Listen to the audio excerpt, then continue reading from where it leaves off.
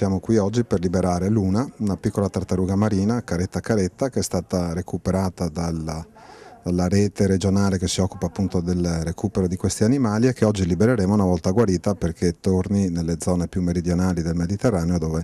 vanno a svernare questi animali. Il tema delle tartarughe marine nell'Alto Adriatico comincia ad essere un problema, se ne trovano sempre di più impigliate nelle reti dei pescatori, feriti dalle eliche dei diportisti o semplicemente intossicati dai sacchetti di plastica che mangiano scambiandoli per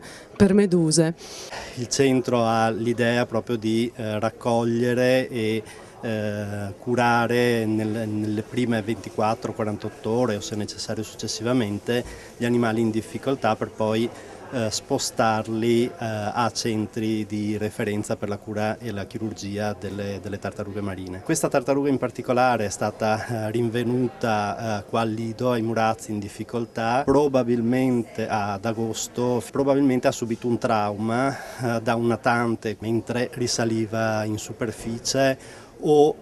probabilmente mentre prendeva il sole. È stata curata poi dal dottor Taricone a Rovigo e oggi verrà nuovamente liberata. Abbiamo voluto che il centro Morosini non fosse solo legato alla sua attività primaria, la spiaggia, l'estate, le vacanze, le feste per gli anziani, ma diventasse anche un centro significativo per le attività non solo di questo territorio del Lido così significativo e bello, ma anche per iniziative particolari. Oggi la piccola tartaruga verrà vista da una scuola di bambini perché vogliamo che siano interessati i bambini a queste iniziative